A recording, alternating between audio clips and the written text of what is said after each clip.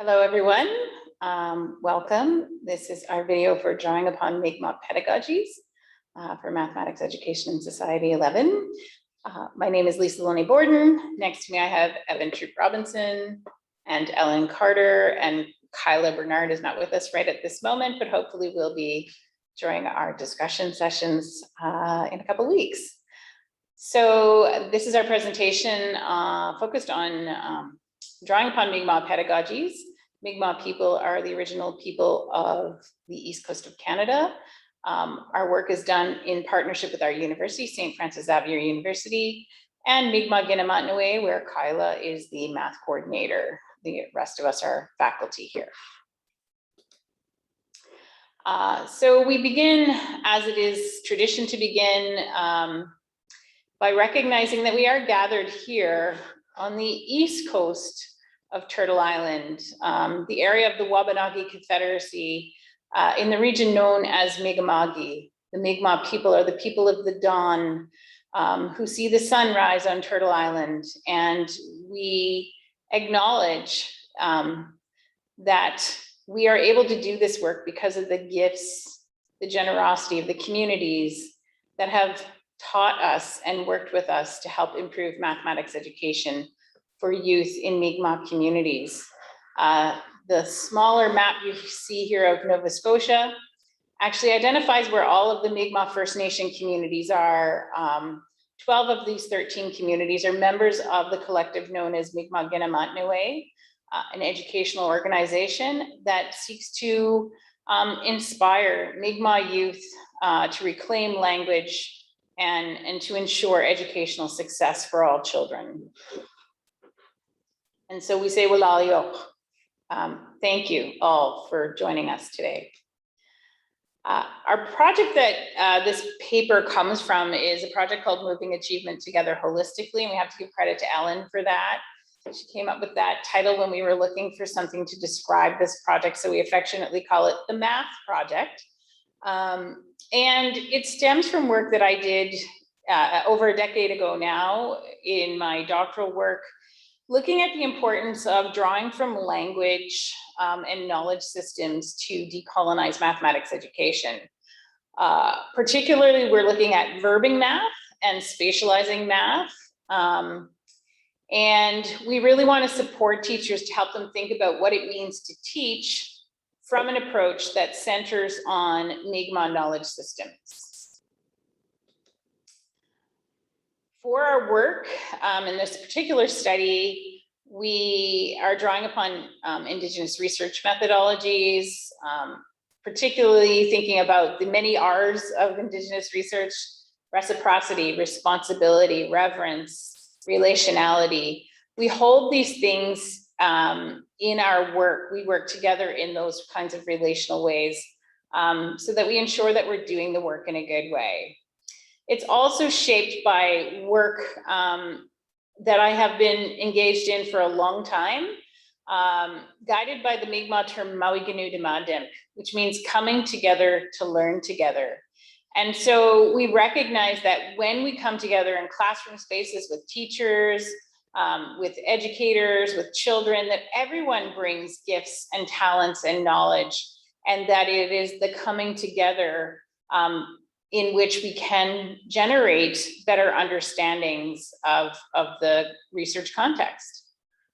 I'm going to tag Evan to talk a little bit about how we shape that with complexity theory. Thank you. We drew upon thinking around complexity thinking because it aligns very well with the Indigenous research methodologies. Complexity thinking asks us to look at the collective ways of knowing and how learning systems may operate, working through the individual and the relationships that the individual develops and maintains through the system, through the collective. So in our work, we've actually used these two frameworks to kind of come together in this particular understanding of the piece that we're sharing today. And it came actually out of a conversation that Ellen and I had in my office one day.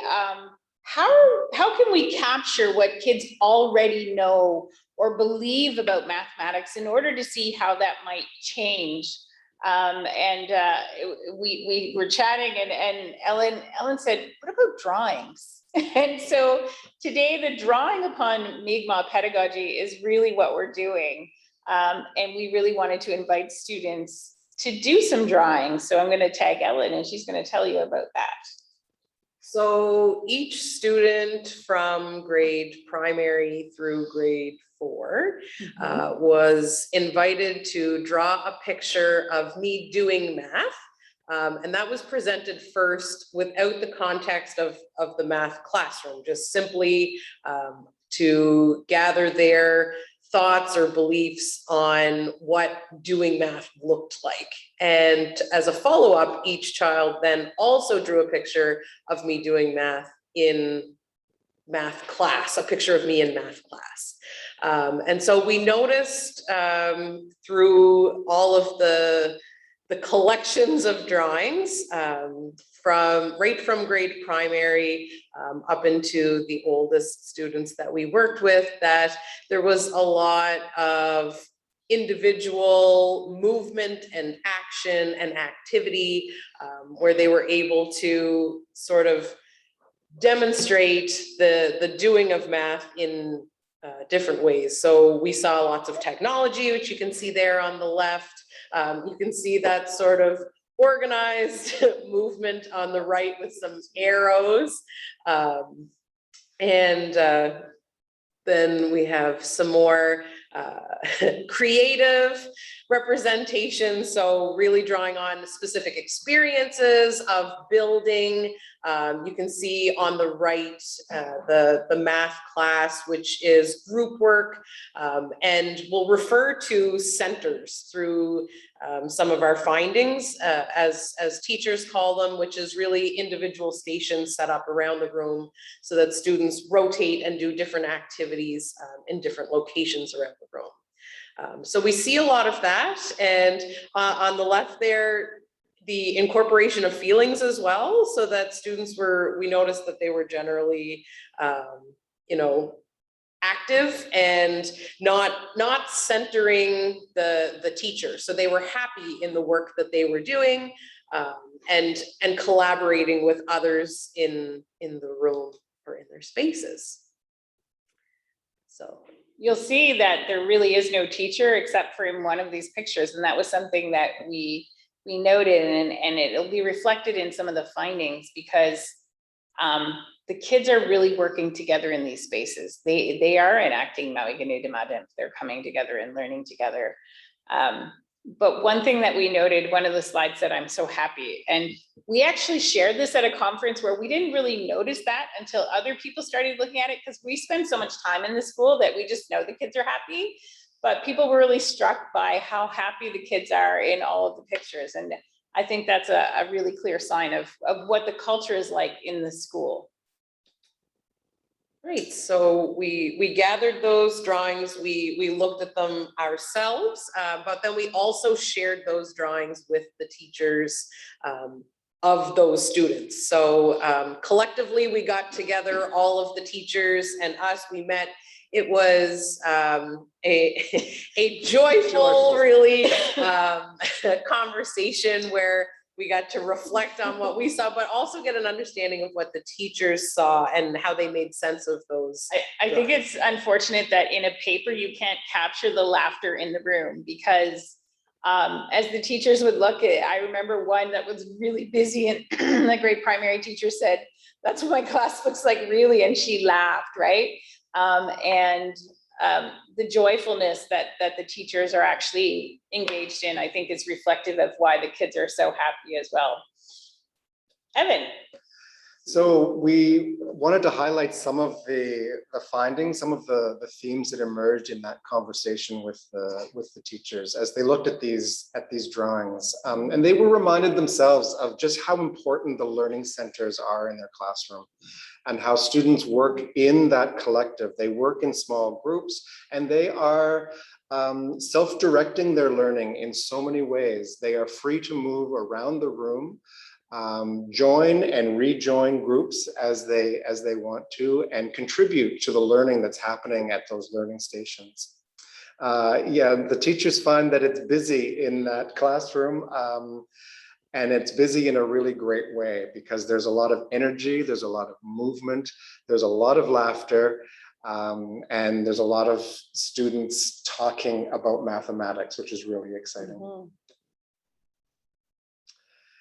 And in the upper grade, we see a teacher from grade 2 talking about the opportunity as the students are working in small groups to actually focus with one of those groups to talk about a concept that some students may find challenging, or something that the teacher wants to highlight or underscore. And she's able to do that with a small group, sort of in an as needed way, which is a real benefit to the classroom.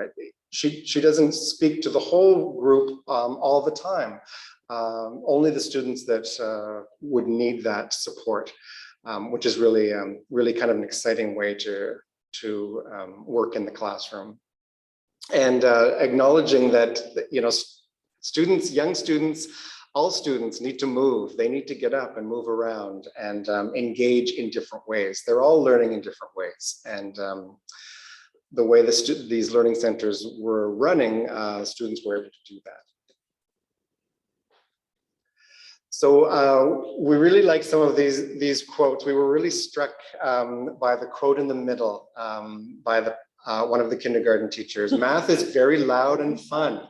And that sort of came out of after, you know, seeing students with perhaps their reading time, their silent reading time, and then they turn into the math centers and it becomes very boisterous and very engaged and very loud, and it is very fun. And we're witness to that joy and fun in the classroom.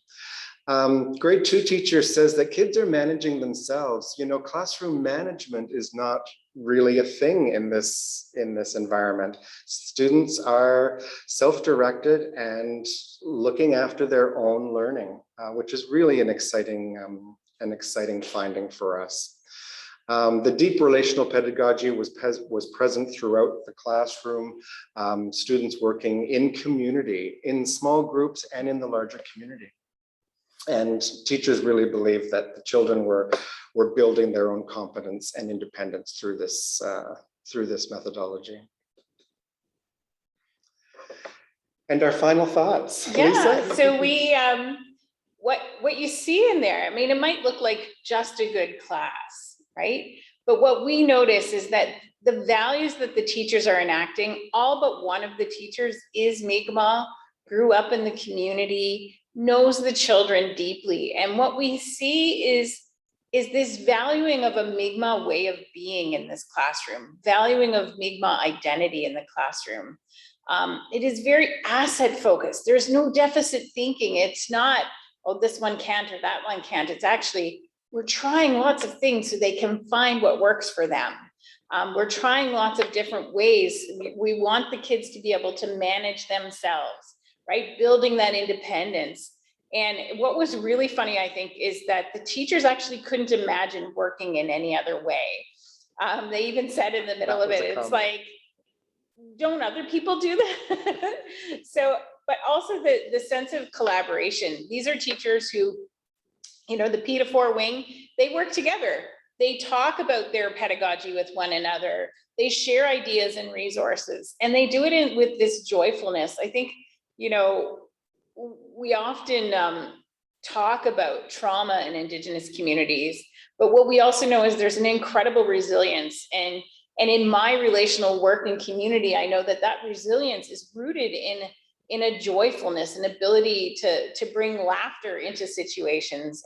And we see that laughter in the school, that joyfulness and that loving sense of community in this space.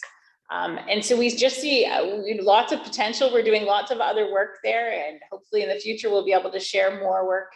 But we welcome questions and comments, and we'll see you soon.